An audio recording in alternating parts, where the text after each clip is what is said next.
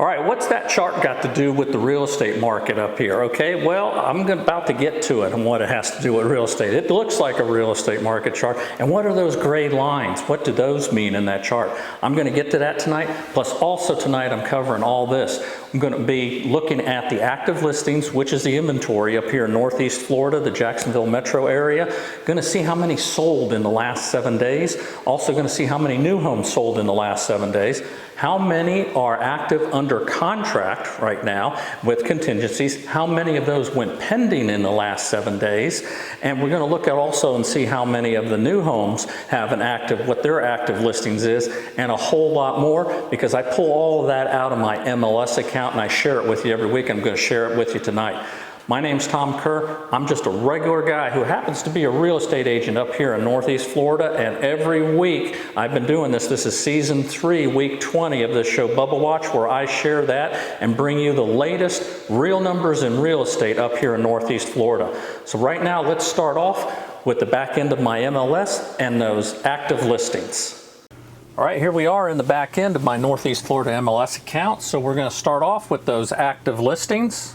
And what I'm going to have you do is focus right here on this spot that says view results, because as I go into the different statuses, then the results will show up right there. And then I'll download all this information and we'll put it in Excel spreadsheets.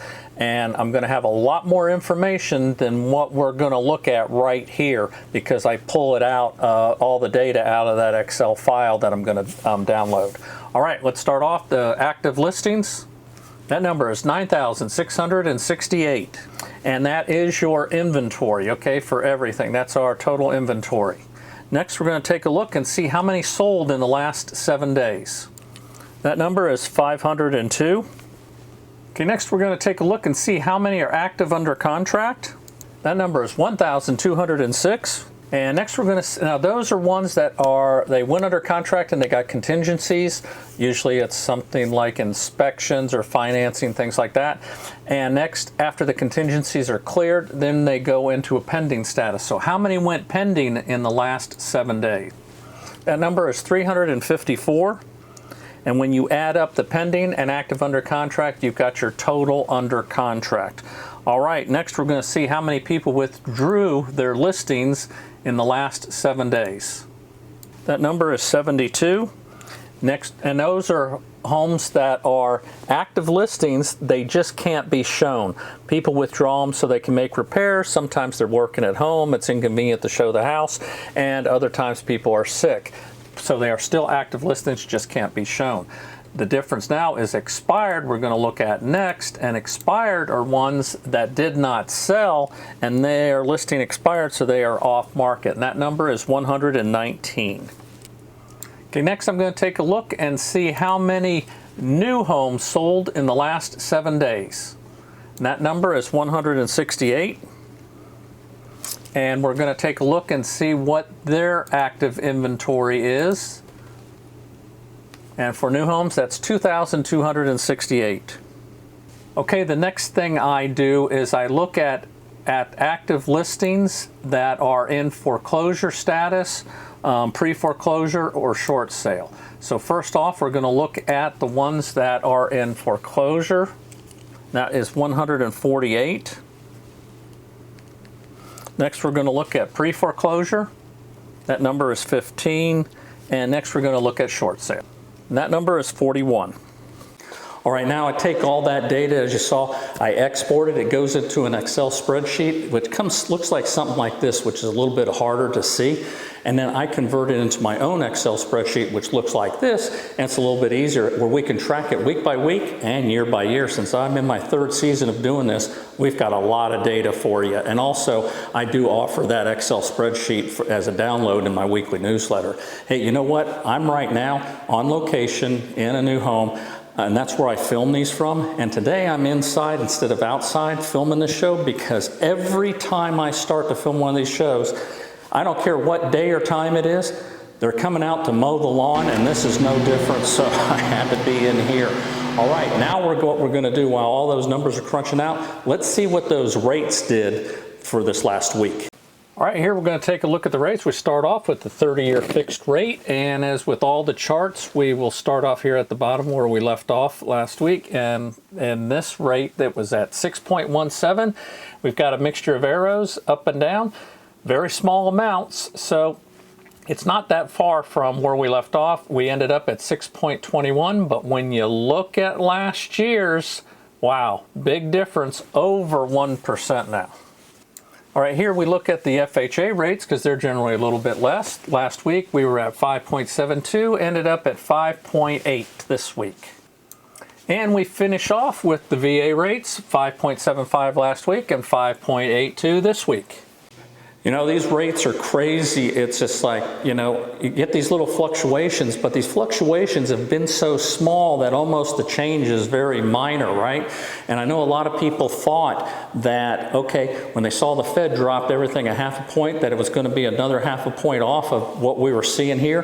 That's not how it works. The mortgage rates aren't tied directly to the Fed, but they were anticipating the Fed's reduction.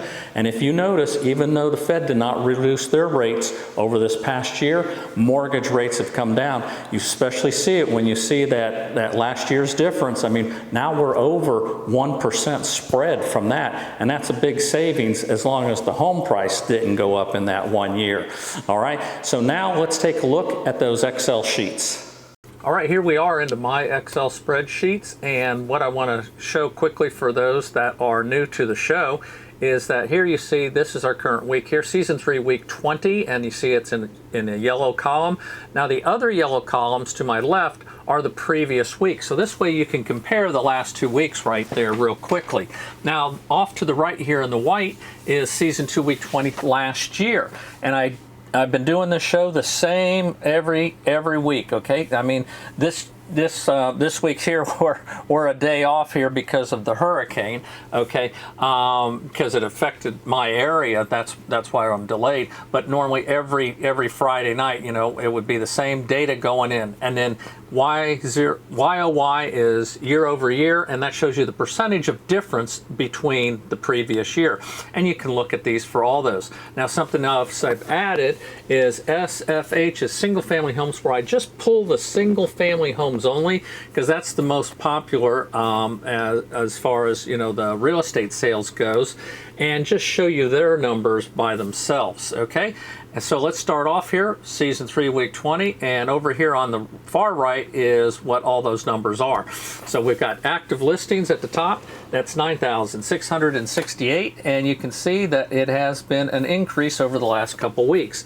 Sold, 502, so we definitely had an increase in sales in the last couple weeks there. Active under contract, 1,206, so that did go up from last week's. Pending, 354, where our total under contract, when you include pending and active under contract, comes to 1,560. So that number is up over the last couple weeks. Withdrawals are 72, expireds were 119, new homes sold 168. So we've had a jump. It's almost double what it was 2 weeks ago, and the new home active list inventory is 2,268, so it is up slightly from last week. Now this orange in the bottom is what I put the percentage of homes sold that are new.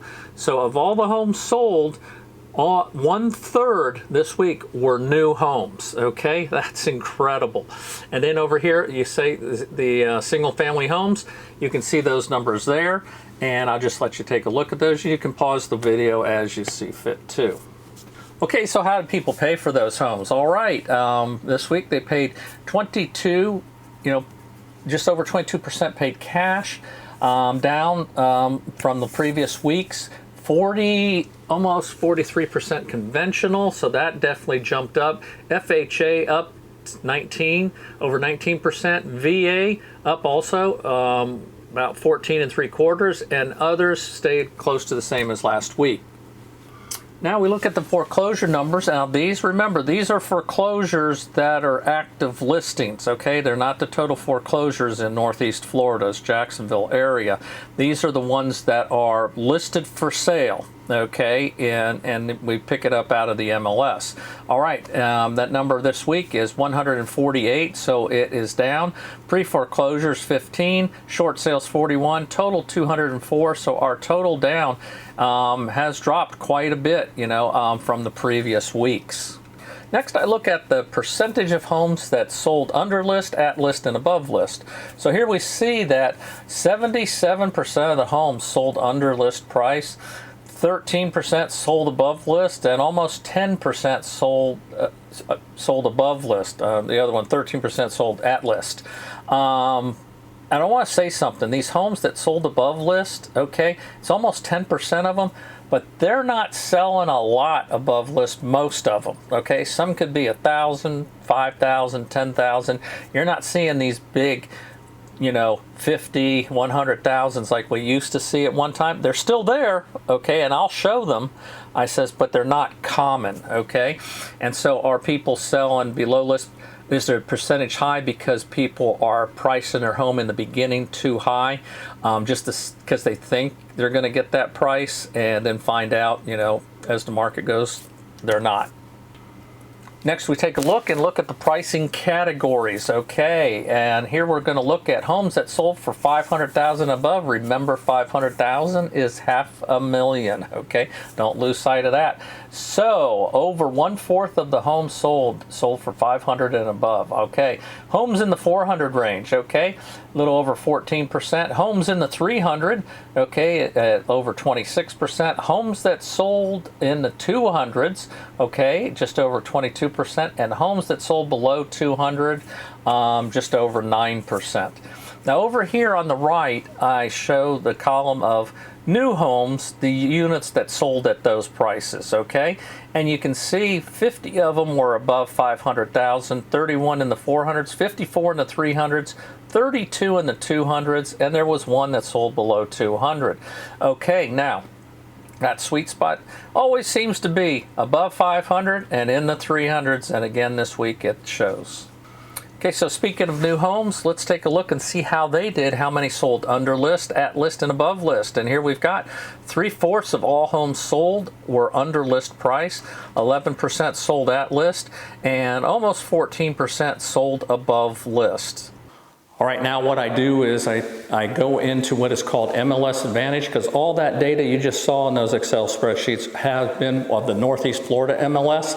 That's the biggest one up here, and that's the one I belong to. So that data, I've been keeping it consistent for over 2 years, so we stay with that. But what I also show you is the other 9 counties, all the 9 counties in this Jacksonville metro. Now, some of that Northeast Florida MLS will pick up some of these, but some we miss because these other boards, the agents cross-sell. I cross-sell into their territory, they cross-sell here. So I'm going to give you a picture of the total sales of these 9 counties, and then also I break it down by county so you can see how many sold, say, in St. John's, Duval, Clay, and so forth, okay? Now, if you like the way I put this format together on presenting this to you, then give me a thumbs up. Now, if you'd like to subscribe to the channel and be part of the Bubble Watch Nation, then hit the subscribe button, because I do have a lot more shows and videos other than just this market show. If you look on my channel, and you can see there's probably like 80 or plus videos that are on there at any given time. All right, so right now, let's head back into that MLS Advantage. All right, here we are into the MLS Advantage, and as you can see, we've got the 9 counties here: Baker, Union, Bradford, Clay, Nassau, Duval, St. John's, Flagler, and Putnam. So what I'm going to do is right here, I'm going to hit the search button, and this gives us our total sold, 685. All right, as I put everything now into the counties, we break it down where we see the individual counties, what sold. Here we see Baker had 2, Union was a goose egg, Bradford had 4, Clay 60, Nassau 68, Duval 245, St. John's 205, Flagler 81, Putnam 20, for a total of 685. So we see the overall numbers went up, but there Putnam and Flagler actually went down. Okay, now I'm going to just quickly go through the condominium numbers, and pretty much it's a lot of it's the same format as what you saw in the regular MLS numbers. And these are from the MLS, but it's just the condo data. And This is the first year that I've done the condos, so we're in week 30 of the first year, so there's no year over year in previous years, but you can just see the previous weeks there, and the current week we have here in yellow. All right, and then also here on the right is what each of these rows represents.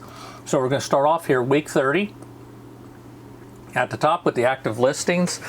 And I just show you this here has it, and you see the solds and all. So I'll just let you look at this, and then you can pause the video as you please with these condo numbers.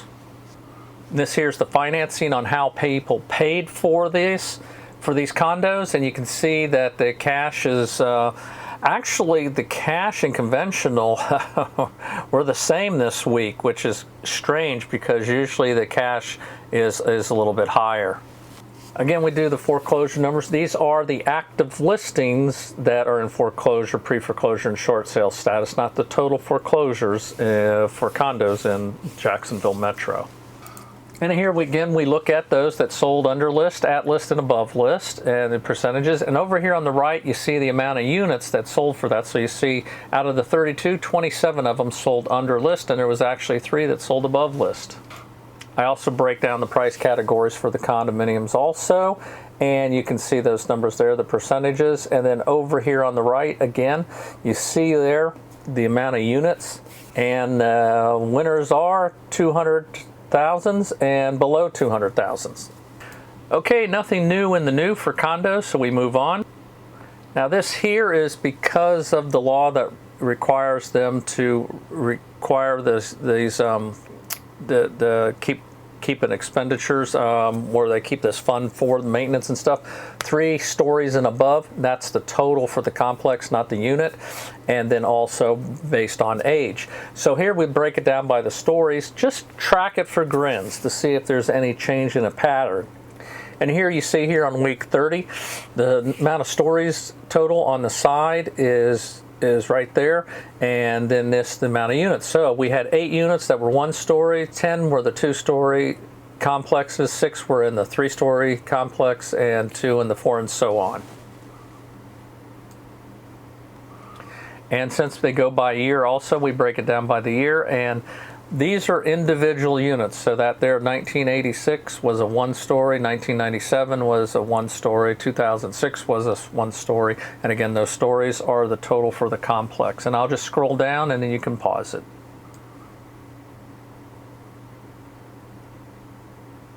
Okay, here I break down where the counties were that these condominiums were sold, and you see the winner is Duval County with the most at 19, and the others break down as follows. This here is where I showed the original list price, the sold price, and then that in the red, that would be, these are the ones that sold below list price, and I just show how much below list price they actually sold because some people were interested in that information. All right, now what I'm going to do is cover that chart I showed you in the beginning of this show. And what is that chart? What does it represent? And what are those little gray stripes along that chart? Because they do have some significance to these numbers. So let's get to that chart right now. All right, here's what that chart is. This is the FRED chart, okay, Federal Reserve Economic Data. And it's the median sales price of houses sold in the United States, the historic trend from the 60s all the way up to the second quarter here of 2024. Now, you can barely see these gray lines, okay, but we're going to zoom in on them. Those gray lines, pay attention to them because those are recessions, okay, periods of recession.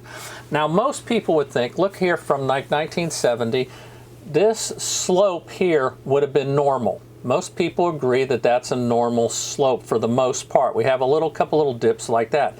If we extend this slope out, we end up here. Okay, instead of here where we are today. Now, most people would then say, well, if that slope had continued to be normal, then you know what, they can accept those prices today at where that would be because they would be more affordable, they would be more normal, okay? People would be able to afford getting into a house. What we had was this abnormal climb right here, and that messed everything up. All right. I want to show you some things and break down, all right? First of all, Let's start right here around 1970. Now what I've done is I've taken these red lines to kind of, highlight where that recession marker is, because it may be, depending on what you're looking at, that gray line may be hard for you to see. And this is from the chart. It's not me putting in the gray line, so I'm not darkening it or lightening it. But I'm highlighting with the red lines to make it easier. All right, what happened there in that recession? We saw a very slight slope down in housing price. Now remember, this is all about housing prices, okay? Now, look at the next recession, right about here, 73 to 75. Now what happened then? All right, those of us that are old enough to know that was the oil embargo in 73, and gasoline was scarce. It was rationed. I mean, just about. You just couldn't get it. Lines went around blocks. It was an absolute disaster, okay? It caused a huge recession. But what happened to the price of homes? They went up. They went up. All right, the next recession. This wasn't as large as the others, okay? But again, when you look at that trajectory, it's still a little bit up during a recession, okay? Now, it had a downside. Right before the recession, you saw the prices come down, okay? But still, not much. All right, now this was a much bigger recession here. And you see that little dip there? That's when I bought my first house. That's when interest rates were 18%, okay? But still, 18%. Look at the effect. Very small on the price of houses. They still started going back up some, all right? Didn't have a big effect. Okay, the next recession here, look at this. Now this had more of an impact when it started. Look at that dip, all right? Okay, but overall, as you're looking to that graph to the right, all right, this dip, this deflection isn't much. These are little bumps. Even that, and then the prices kind of just maybe went down a little bit or close to the same, okay? Still not much. Now this one here, we see a more dramatic drop, okay? All right, in around 2002. All right, look at that. I mean, that is a pretty good drop, okay, compared to what we've just been watching, on these other recessions. But still, and it was a bumpy road there, up and down, but look at how it was climbing. And all of a sudden, we know what happened there, that 2005 to 2006, 2007, everything went nuts with pricing, okay? Kind of like what we just saw right now, right? Okay, all this pricing was going crazy, okay? Then what happened? The Great Recession. Now, remember, this was billed, the Great Recession, it was said to be the largest downturn in the economy since the Depression, okay? And look how long it lasted. This is a wide gray bar, okay? But look at the dip, and we had a big dip there, okay? The dip, but still, look at the dip, the amount of dip that there was from the beginning until when we started recovering. The distance from the beginning to the distance and when the recovery started. Look at that during that recession, okay? That is still not that big of a slope. Then we started having the recovery where everything started going up, okay? And then all of a sudden we got to this point, right here where it tried to stabilize a little bit, okay, some, all right?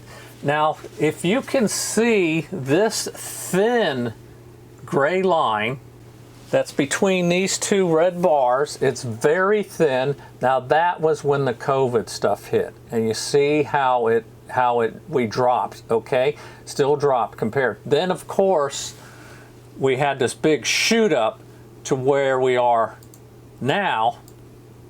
And still we haven't had the recession, but look at the difference. All right, so my point is this. We're seeing prices coming down right now. A lot of people say we're heading for a big recession, a crash, economic crash, which it could happen. It's possible. But do you think it's going to be like the Great Recession? So is this the Great Recession that's coming? or is it going to be a repeat of 2008? Even if it's a repeat of 2008 and it follows these trends of these other recessions, what my point is, I don't think the prices are going to come down as much as people think. Do you really think that we are going to see a dramatic crash in prices like this, which no other recession has done? Okay, now granted, we've never seen price increases like this either. So could it be possible? Yeah, I guess it is. But my point was, I just wanted to show you how these recessions over time, the effect they had on the prices of homes. And then here we look at the big picture again, you know, as you see where we are now, and to come down to where it was in 2008, even 2019, and all, I mean, it's still an awful downhill climb. I just don't know if it will, as long as there's people that say supply and demand is not real in this housing market, but it is. It really is. You know, you've got more people coming in, and again, it's buyers that dictate how much the houses are because they're willing to pay it. If the buyers are willing to pay these $500,000, $600,000, $700,000 for these new homes, then that's going to be the market, okay? And that's what it is. Just something to think about. All right, next we're going to get to the houses of the week. You know, when I put up these charts and stuff like that, I do have a certain amount of viewers don't like to see those charts, but you know what? They are what they are. Those are the numbers. I don't make them up. That's what it is. And that particular chart was from Fred. So, okay. I mean that's just the way it is. Now the houses of the week. This is where I look at a house that's sold below list and a house that's sold above list, and also the same for the condos. If there isn't anything that's sold above list, then we won't have any, but we sure see a lot that's sold below list. Now, when you're looking to buy a home or sell your home, right now more than ever, it's really important to have the right agent, you know, helping you with selling or buying. And it makes a big difference. If you'd like to throw me in the mix, I mean, this is my information right here to get in touch with me. All right, let's now get to those houses of the week. All right, we're going to start off here first with the house of the week that sold below list price, okay? This one here is in St. Johns County, built in 1990, 1,325 square feet, so a smaller home, okay? It's 3-bedroom, 2-bath. Okay, as we look at the history here, we see down here at the bottom here, and all of these, this is where we start down here for the histories. You see the price that they start. Over here on the right, these smaller numbers are the days on the market. Then over here on the left is where you would see that the status of what happened during these events. So we see that it went on the market there, $599,000. Okay. After a couple weeks, they lowered it a little bit to $575, then kept bringing it down where they dropped it to $499.9. Okay, so that's a big drop from $599, what they were originally asking. Now, these are what they dropped it down to, the sellers. They ended up getting an offer for $475 after 102 days on the market. Now, down here in this part at the bottom, you see that $350? That's what they bought it for back there in January of this year. So because it's such a short period of time here, less than a year, I'm not going to be doing an appreciation calculator on this. We know that it's going to be enormous. But let's see what they sold, what it was price per square foot. So here we see the price per square foot on this house was $358 a square foot. Wow, that is pretty big. Okay, next we're going to take a look here at the house that sold above list price. Okay, this house is in Duval County, built in 1999. Bigger home, 1,905 square feet. Okay, this one's also on 1 acre. All right, a 3-bedroom, 2-bath. As we look at the history on this, they started out at $450,000, and after just 5 days on the market, they got an offer for $470,000, so $20,000 above what they were asking for it. All right, so obviously here we are looking at a multiple offer situation. Here, highest and best, right there is where they were saying. And when we look down here, this one sold for $246 a square foot. Folks, There are multiple offers out there. It's not like it was before, but they are. So if people are telling you that, you know, no one's buying, no one, you know, anything, you know, that it, you know, it's wide open, you know, so, you know, the sellers, you know, are going to be cutting prices. Okay, and the most part, when you see my stats, most sold below list price, and they have cut prices, but these multiple offers are still out there. And if you're the buyer that's stuck in one of these and your offer's not approved, you don't want to hear it about nobody's buying anything. And this one here, when I go to look at what they paid for it, it looks like it may have been in the family from the original person that owned it, from when they built the house, because all I see is some quit claim deeds handing it down. So we won't have an appreciation calculator on that because we don't know what they built it for. All right, next we're going to look at the condominium that sold below list price. This one here, Flagler County, built in 2003, 1,640 square feet, good size for a condominium. Total stories of this complex is 8. All right, we're getting close to the year. As you can see, it's on the ocean there. So that is going to be, you know, the 25 year. So it'll be a little bit. They've got to start building those reserves for that. It's a 3-bedroom, 2.5 baths. So it's a good sized condo. All right, let's look over here on the side and see what they're paying, okay, monthly. All right, here they're paying $703 monthly for association fee, but then there is also another fee that they pay quarterly, $310 a quarter. Okay, let's look at the appreciation calculator on this. They started off at $656, okay, for this. Now, they started dropping the price after about 3 weeks to $645 and then gradually went down. After 674 days on the market, might as well say 2 years, they got a price for $520. But, you know, as you can see, they were gradually reducing that price down there. And when they ended up lowering the price to $545, that's when they got the offer for $520. Now, these people here paid, as we see here, $277,000 back in 2011. Now, you won't hear me say this a lot, but these people had, the sellers had a pretty good realtor selling this because they gave a lot of good information. They have the documents section filled out, and this is a lot of stuff we didn't have, that a buyer's agent wouldn't have to ask for. It was up front. And I wanted to show this to you because this is what the fees include. Those fees we just showed you, they actually put this in the documents. I don't see this all the time. And that's why I said this was a good agent. But look at, these are all the things. I'm not going to read them off. You can look at it. All right, as we see here, we put this into appreciation calculator, and you can see that they had it for about 13.5 years. And 4.78%, so they're under like that 5 to 6%. That would be normal, okay? So even though that thing sold for $520,000, based on what they paid for it and the time they've had it, that's about right. It still actually came a little bit under, okay? All right, the next one we're going to look at, this is a condo that sold above. Yes, we've got one this week that sold above, so let's take a look at it. It's in Duval County. It's actually on Jacksonville Beach. Built in 1982, 1,212 square feet. Total stories is 18. All right, so this has the double whammy.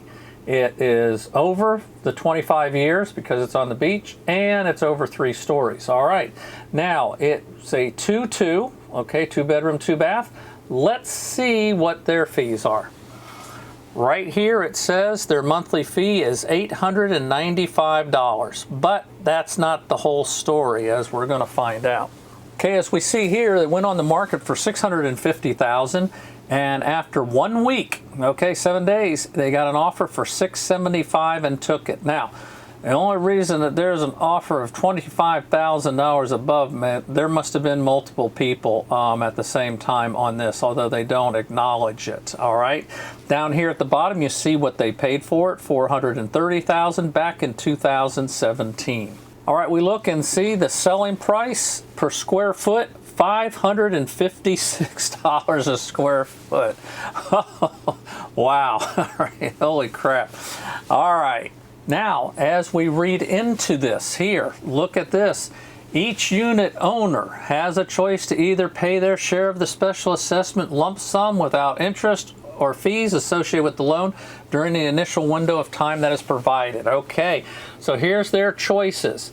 They can pay full payment for their lump sum special assessments of $21,934 by December 1st, 2023. Okay, well that was passed, so that was last time.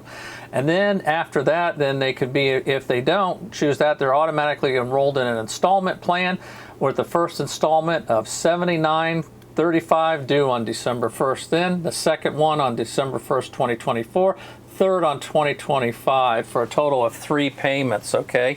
And that's with interest. So this showed, now I didn't dig in to see if this particular condo had paid the lump sum or anything. I'm wondering if because they showed this that maybe they were on the installment plan. I don't know.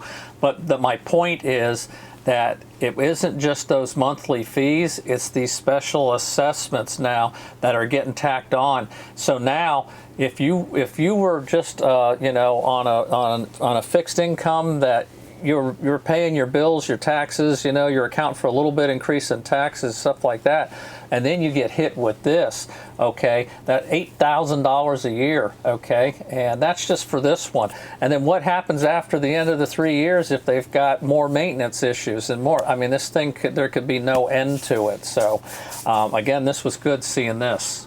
Okay, this here, we put it into an appreciation calculator. They bought it for $430,000 back in 2017, sold it for $675,000, so 7.5 years, and got an appreciation of 6.26. So that is actually pretty good, okay? That is pretty good, and especially since it's a condo, and especially since it has these special assessments because of the age and the number of stories. That was a good deal.